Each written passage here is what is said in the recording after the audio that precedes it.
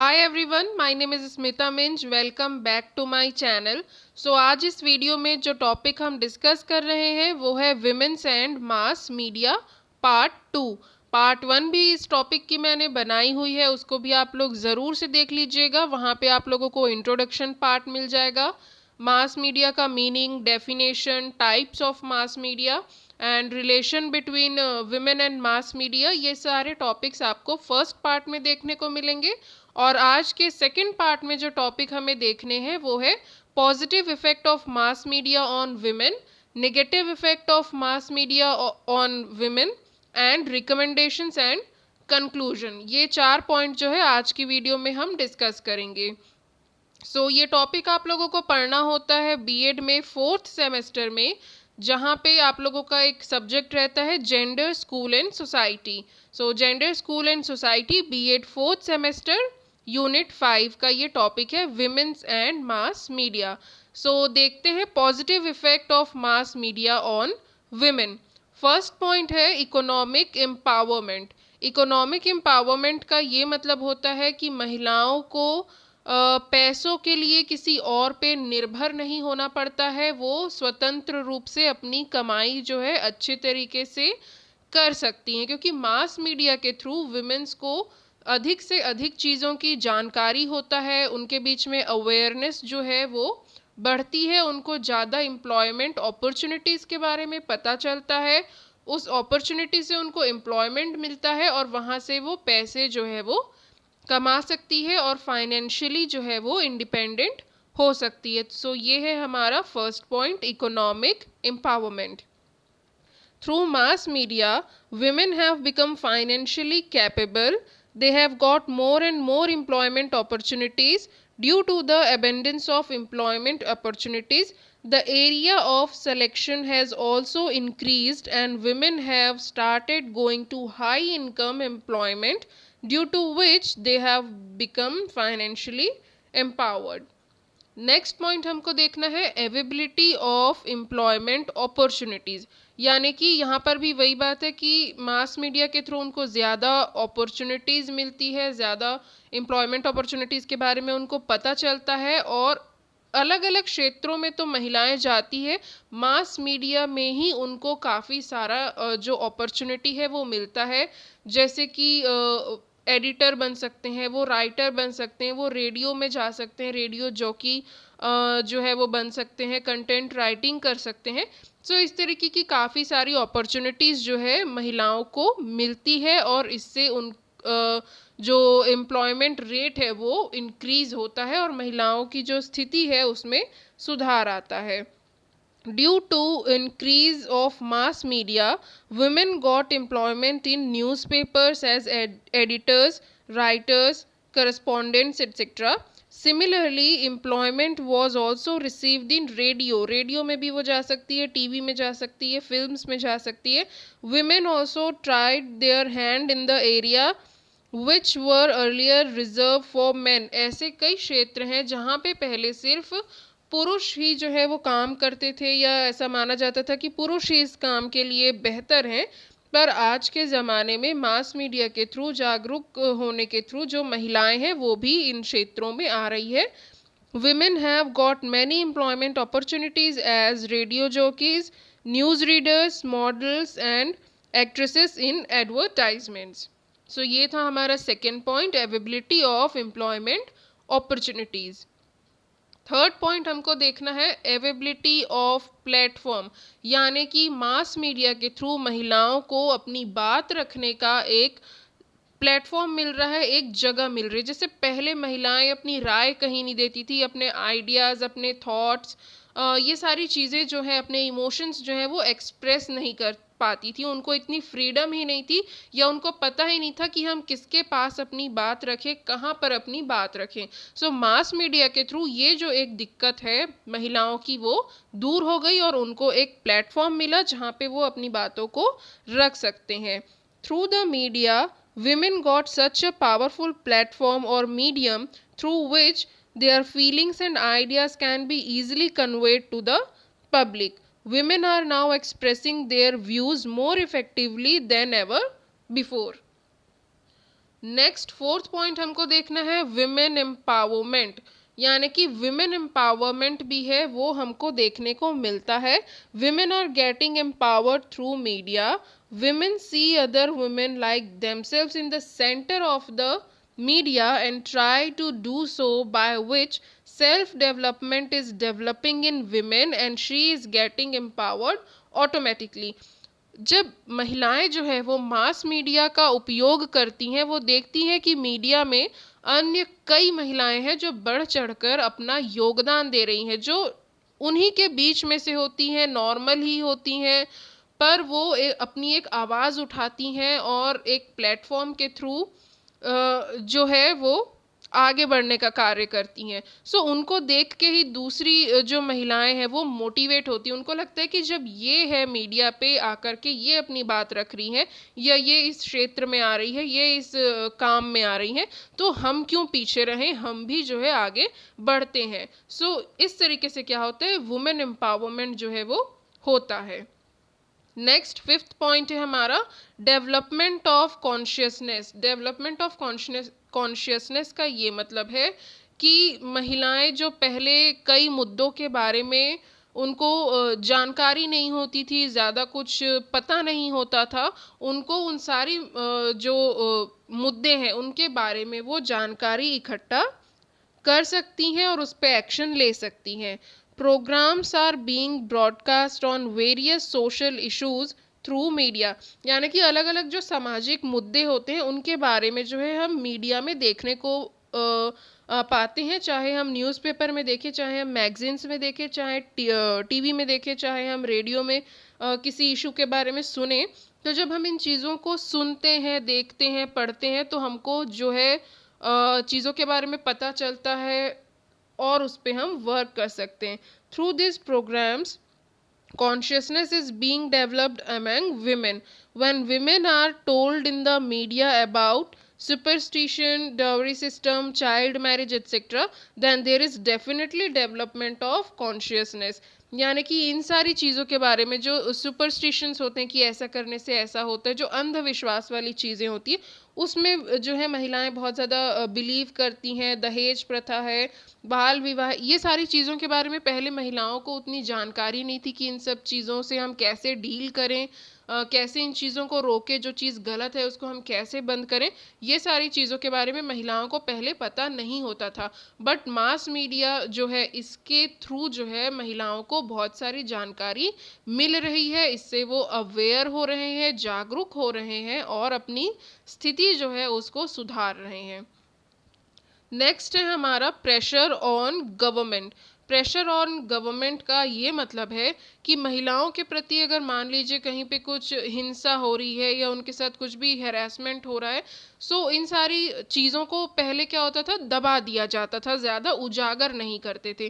पर अब महिलाएं खुद ही अपनी स्टोरीज जो है सामने आकर के बताती हैं, या न्यूज़पेपर्स में या फिर टीवी चैनल्स में या रेडियोज़ में बहुत सारे ऐसे न्यूज़ जो हैं वो आते रहते हैं। तो गवर्नमेंट के ऊपर भी एक प्रेशर रहता है कि हमको इस स्थिति को जो है वो सुधारना है, जो जो विक्टिम है उसको हमको जो है न्याय दिलाना है, उसका हेल्प करना है या उसके लिए काम करना है। सो इस तरीके का गवर्नमेंट के ऊपर भी एक दबाव जो है वो बनता है और वो ज़्यादा जिम्मेदारी से जो है इस क्षेत्र में काम करते हैं और महिलाओं की स्थिति सुधारने में सहायक होते हैं। नेक्स्ट पॉइंट हमारा है seventh point, increase in participation of women. Due to media, women's participation in various social, political, religious issues etcetera have increased. यानी कि सोशल मीडिया एक ऐसा प्लेटफॉर्म है जिसके द्वारा से महिलाओं को अपनी भागीदारी दिखाने का मौका मिला अलग अलग जगहों पर, चाहे कोई सामाजिक मुद्दा हो, कोई पॉलिटिकल मुद्दा हो, कोई धार्मिक मुद्दा हो, वहाँ पे महिलाएं जो है अपना विचार, अपनी बात जो है वहाँ पे रख सकती है। Women have now started giving their participation on all issues. Everyday efforts are made to make women aware through the media, which is the center of participation. So ये था हमारा seventh point, increase in participation of women. अलग अलग क्षेत्रों में महिलाएं जो है अपना भागीदारी जो है, अपना पार्टिसिपेशन जो है वो दे रही हैं। लास्ट पॉइंट है हमारा formation of women action groups. Women action groups में भी जुड़ना महिलाओं के लिए इजी हो गया है। अगर उनको किसी चीज़ के लिए उनको कोई कार्यवाही करनी है या कोई प्रोटेस्ट करना है तो ज़रूरी नहीं है कि वो अपने घर से बाहर निकले तभी वो उस चीज़ को कर सकती है, या ऐसे ग्रुप्स में जो है वो ऐड हो सकती है।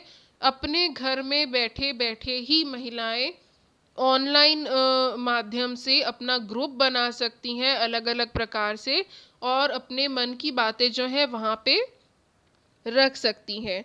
Due to media women are developing an understanding of various social issues through which they are getting organized. Women no longer need to come out in the streets to get organized. She can now register her protest through mobile or computer only. She can become a member of any organization sitting at home. सो ये सारे फ़ायदे होते हैं mass media के women's को। पहले जो महिलाएं ज़्यादा जागरूक नहीं हुआ करती थी, ज़्यादा किसी भी मुद्दों पर वो अपने विचार नहीं रखा करती थी, अपनी बात कहने पे हिचकिचाती थी, ना उनको एम्प्लॉयमेंट अपॉर्चुनिटीज़ का पता चलता था, ना वो फाइनेंशियल इंडिपेंडेंट हो पाती थी। सो ये सारी समस्याएं जो हैं वो थी, और कहीं ना कहीं अभी भी जो बैकवर्ड एरियाज़ है वहाँ पे ये सारी चीज़ें हैं। बट मास मीडिया के थ्रू ये बहुत अच्छी चीज़ हुई कि ये जो सारी कमियां थी वो धीरे धीरे दूर हो रही हैं, और दूर काफ़ी हद तक हो भी चुकी हैं। महिलाओं को इकोनॉमिक एम्पावरमेंट उनका हो रहा है, फाइनेंशियली कंडीशन जो है, फाइनेंशियल कंडीशन उनकी अच्छी हो रही है, अवेबिलिटी ऑफ एम्प्लॉयमेंट अपॉर्चुनिटीज़, अधिक से अधिक उनको अवसर मिल रहे हैं रोज़गार के, अवेबिलिटी ऑफ प्लेटफॉर्म, एक प्लेटफॉर्म है उनके पास मास मीडिया के थ्रू कि वो अपनी हर प्रकार की बात को लोगों के सामने रख सकती है, अपना मैसेज जो है वो कन्वे कर सकती है। वुमेन एम्पावरमेंट, जो सशक्तिकरण होता है, महिला सशक्तिकरण, वो हो रहा है।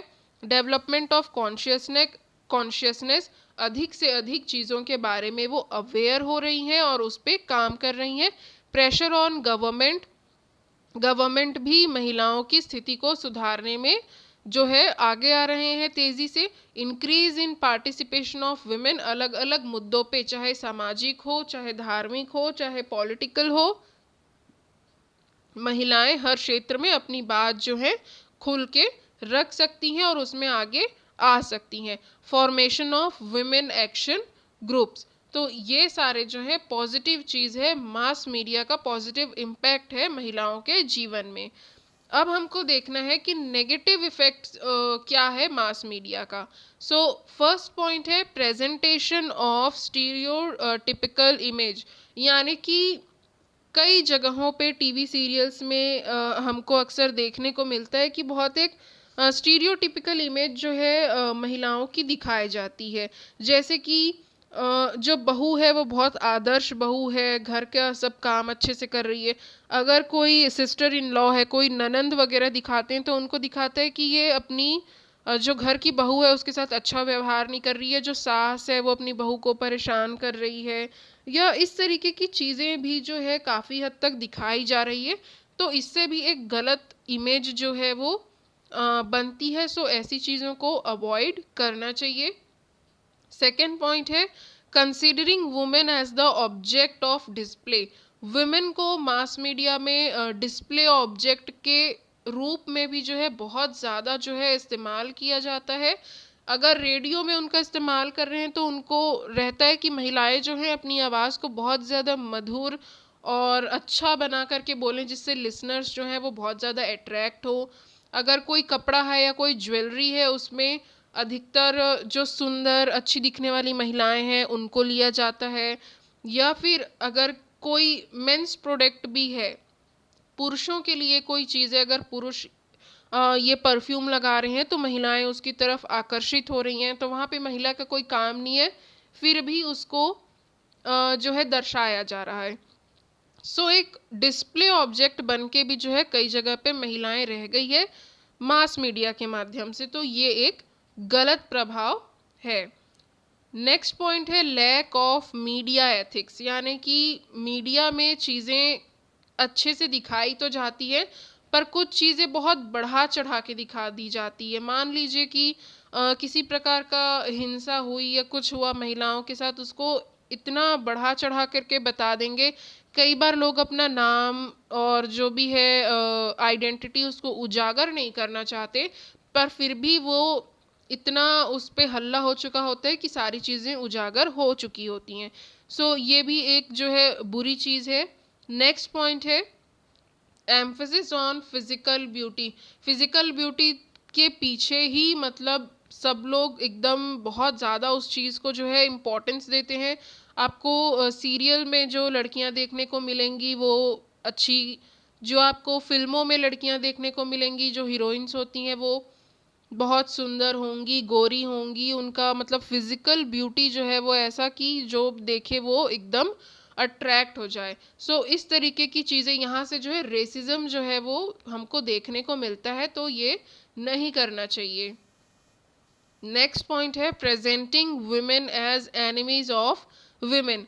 महिलाओं को ही महिलाओं की दुश्मन जो है वो दिखाया जाता है। ये खासकर हमको फिल्म्स में देखने को मिलता है एंड सीरियल्स में देखने को मिलता है कि एक महिला ही दूसरी महिला को परेशान करने में लगी हुई है, या तो सास बहू को तंग कर रही है या बहू सास को तंग कर रही है या कोई किसी का पति अपना बनाना चाह रहा है, या इस तरीके की चीज़ें भी जो है बहुत ज़्यादा देखने को मिलती हैं।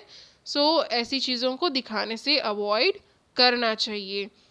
नेक्स्ट पॉइंट है सेंशुअल और एरोटिक डिपिक्शन, यानी कि ये वही फिजिकल ब्यूटी वाली बात हो गई कि फिजिकल ब्यूटी जो है बहुत ज़्यादा दिखाई जाती है या उस पे जो है बहुत ज़्यादा जोर दिया जाता है या उसको महत्व दिया जाता है। वही यहाँ पर कहना चाह रहा है कि लड़कियों को या तो बहुत मॉडर्न दिखाएंगे, उनको बहुत मेकअप या उनकी शॉर्ट ड्रेसेस इस टाइप में जो है उनको प्रेजेंट करते हैं, और इसके थ्रू जो है जो क्राइम है महिलाओं के प्रति वो बढ़ने के चांसेस जो हैं वो ज़्यादा रहते हैं। तो ये कुछ पॉइंट्स हैं हमारे negative effects of mass media. Presentation of stereotypical image, considering women as the object of display, lack of media ethics, emphasis on physical beauty, presenting women as enemies of women, sensual और erotic depiction। Next हमको देखना है recommendations, क्या हम सुझाव दे सकते हैं या क्या चीज़ें बेहतरी के लिए की जा सकती है। सो फर्स्ट पॉइंट है women should be depicted in multi dimensional roles, यानी कि महिलाओं को जब आप कहीं भी दिखा रहे हैं तो उनको मल्टी डायमेंशनल रोल में दिखाएं। ऐसा ही नहीं कि हम उनको कहीं बेटी या बहू या बहुत घरेलू महिला ही दिखा रहे हैं, इस तरीके की चीज़ें नहीं। उनको अलग अलग क्षेत्र में वो काम कर रही हैं, इस तरीके की चीज़ें दिखानी चाहिए। या मेन लीड जो है वो अपना पुरुष ना होकर के वो महिला है, इस तरीके की चीज़ें भी हम दिखा सकते हैं। सो ऐसी चीज़ों को बढ़ावा देना चाहिए। Second point, the media should be motivated to abstain from presenting such an image in which women are presented as inferior, sexual और sexual object, यानी कि ऐसी चीज़ों को दिखाने पे रोक लगाई जानी चाहिए जहाँ पे महिलाओं को कम आंका जा रहा है और पुरुष को उनसे अधिक दिखाया जा रहा है, या कुछ सेक्सुअल ऑब्जेक्ट के रूप में ही महिलाओं को दिखाया जा रहा है। ऐसे वीडियोस, ऐसे कंटेंट्स या ऐसे जो भी चीज़ होती हैं उन पे जो है रोक लगाई जानी चाहिए। नेक्स्ट और लास्ट पॉइंट है proper laws should be enacted for the media preventing it from displaying incident content and violence against women and children. ऐसे लॉज जो हैं वो बनाने चाहिए, कानून जो हैं वो मीडिया के लिए बनाए जाने चाहिए जहाँ पे इस तरीके की चीज़ ना दिखाई जाए कि कहीं पे महिलाओं या बच्चों के प्रति जो है कुछ हिंसा हो रही है या कुछ बुरा व्यवहार किया जा रहा है। उस चीज़ को बढ़ावा बिल्कुल भी नहीं देना चाहिए और नहीं दिखाना चाहिए। उनके लिए आवाज़ ज़रूर उठाओ, वो अपनी आवाज़ जो है, जो भी उनके प्रति गलत व्यवहार हो रहा है उसके प्रति वो एक्शन ज़रूर लें, पर उसको किसी सीरियल के रूप में बना करके कि इस तरीके से पुरुष जो हैं इनको प्रताड़ित करते हैं, या इस तरीके की चीज़ें जो हैं वो नहीं दिखानी चाहिए। और इसके लिए प्रॉपर कानून होना चाहिए कि किस तरीके के सीन्स जो हैं वो जाएंगे मीडिया पे और किस तरीके के सीन्स जो हैं वो नहीं दिखाए जाने चाहिए। सो ये थे हमारे कुछ रिकमेंडेशंस। मल्टी डायमेंशनल रोल में महिलाओं को दिखाया जाना चाहिए। ऐसा कुछ भी चीज़ मीडिया में नहीं जाना चाहिए जहाँ पे महिलाओं को कम आंका जा रहा है और पुरुषों को अधिक आंका जा रहा है, या सिर्फ डिस्प्ले ऑब्जेक्ट बना के महिलाओं को नहीं दिखाना चाहिए।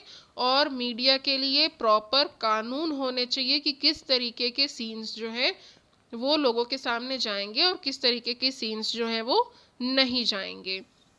लास्ट में हमको देखना है कंक्लूजन, यानी कि हमारा निष्कर्ष। We see that the media has brought women out of the house and presented them in the society.